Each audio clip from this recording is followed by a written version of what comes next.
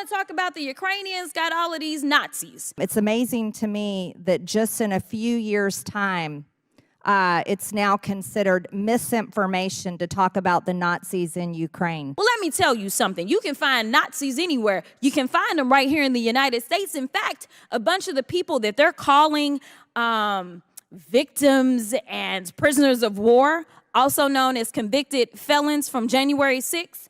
I have an article that I'd like to enter into the record by unanimous consent that says neo-Nazi January 6th rioter pleads guilty. Without objection. Thank you so much. So here's the point. We have people in this chamber that are actually causing just as much a threat, if not more of a threat, to our own country. We should be talking about holding our very own accountable for the misinformation and disinformation that they are spreading, whether it's coming out of China, whether it's coming out of Russia, or whoever is peddling it. It is a problem because right now what we see is that people are dying and we cannot get the support that we need from the public because they continue to peddle lies. And I'm tired of it because I didn't come to this chamber to play games. I came to this chamber to answer to the people, the American people, and to make sure that we keep the American people safe. Representative Crockett didn't show up to play any games. She's in Congress to tell a few truths while Marjorie Taylor Greene peddles a new lie every day. Your district in Georgia is one of the most patriotic districts in this country. What do your constituents tell you about Ukraine? Oh, they're fed up with it. They're absolutely done. And it's not just my district, Steve.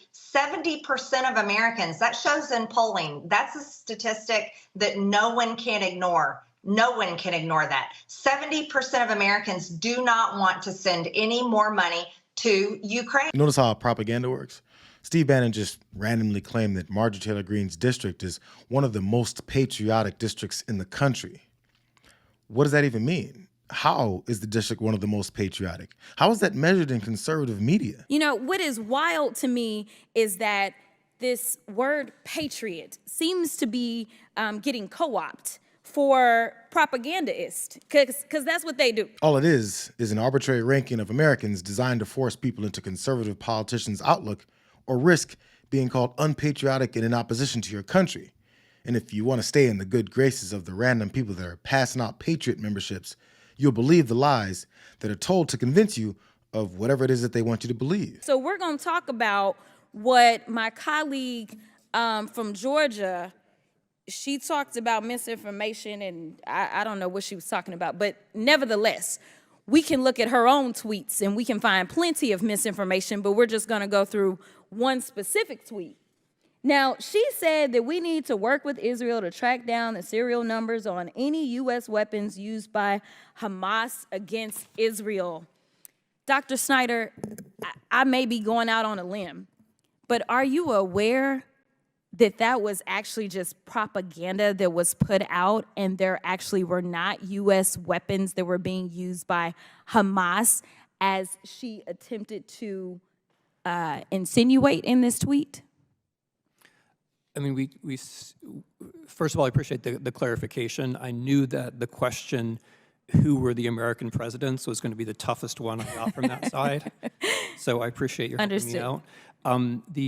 Yes, I mean, obviously there what you have is a typical example of American-Russian messaging where the implicit idea is supposed to be we shouldn't give weapons to Ukraine because they're going to end up going somewhere else. There's no evidence for that. It's hard to think of an example where American weapons have been leveraged with such success as on the Ukrainian battlefield. Not only was Representative Greene's tweet bathing in misinformation, but where she got it from might make a couple patriots think about revolting. In fact, for some people, especially people that serve on the committee, they may be surprised to know that it's actually a former Russian president and Putin's sidekick, Dmitry, and I don't want to slaughter his name, so I'm going to say Dmitry M., who actually she quote tweeted. Crockett isn't the first congressperson to highlight Marge's propensity to just piggyback off of Russian disinformation campaigns. She's got fellow Republicans that have called her out on it too. But as long as she's got dishonest media figures hell-bent on assisting and spreading her Russian propaganda, she holds onto some warped vision of the truth to the loyalists that are isolating themselves from reality for the sake of being called a patriot. See, the problem that we're having, and the reason that we're bringing up Russia as well, is because Russia is a threat as well as China. So we are not going to sit here and pretend as if it's only one or the other. But the biggest problem that we have is we have people that sit in this chamber and they spread the misinformation. If it was left in Russia or China, whatever. But the problem is that you have people that sit in positions of power and they have a $2 million budget. You think that they would call on some staff to find out if they were telling the truth about the things that they're putting on social media, but instead it works for their rhetoric.